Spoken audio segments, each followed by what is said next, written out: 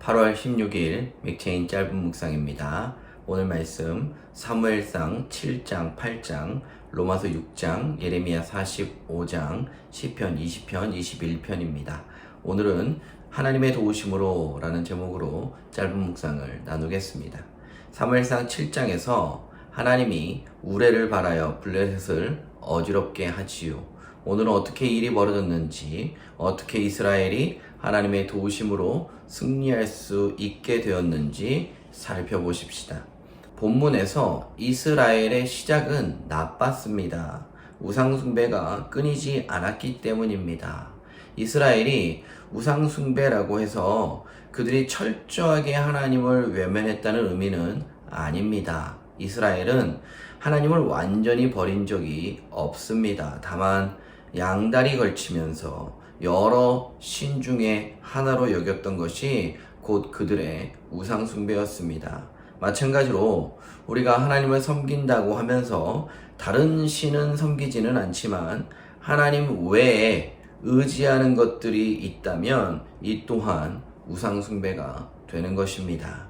사무엘이 이스라엘을 향해 외칩니다. 사무엘상 7장 3절입니다. 사무엘이 이스라엘 온 족속에게 말하여 이르되 만일 너희가 전심으로 여호와께 돌아오려거든 이방신들과 아스다롯을 너희 중에서 제거하고 너희 마음을 여호와께로 향하여 그만을 섬기라. 그리하면 너희를 블레셋 사람의 손에서 건져내시리라. 무슨 말입니까?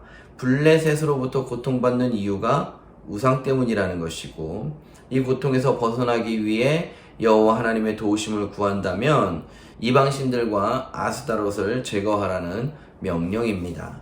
하나님의 도우심을 원하십니까? 그렇다면 하나님처럼 높아진 것들을 내 안에서 그리고 내 삶에서 제거하는 것이 우선되어야 합니다. 회개는요, 감정이 우선이 되지 않습니다.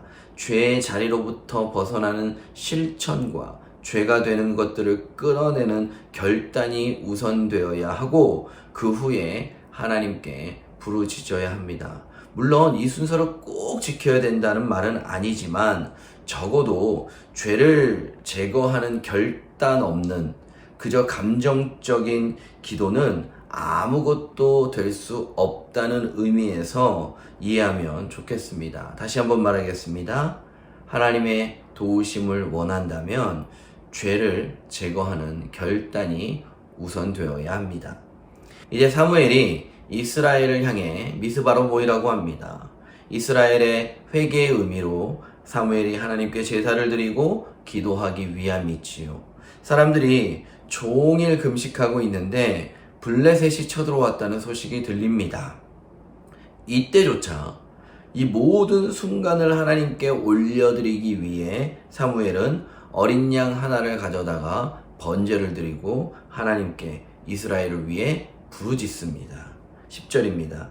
사무엘이 번제를 드릴 때 블레셋 사람이 이스라엘과 싸우려고 가까이 오매 그날에 여호와께서 블레셋 사람에게 큰 우레를 발하여 그들을 어지럽게 하시니 그들이 이스라엘 앞에 패한지라. 블레셋이 쳐들어왔다는 소식에 금식하며 기도했던 사람들이지만 여전히 두려움을 느낍니다. 하지만 두려움을 느낄 이때 우리가 해야 할 일은 여전히 한 가지입니다. 하나님께 이 모든 상황을 먼저 올려드리고 하나님의 도우심을 간구해야 하는 것입니다. 평안할 때 하나님을 의지했던 사람들이라면 두려움을 느낄 때도 평안할 때와 동일하게 대처해야 합니다.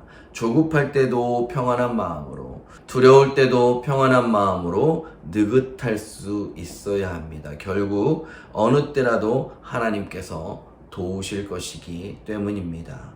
죄악을 제거하고 두려울 때도 하나님이 주시는 평안으로 하나님의 도우심을 맛볼 수 있는 복된 그나라교회 성도님들 될 수 있기를 주님의 이름으로 축복드립니다.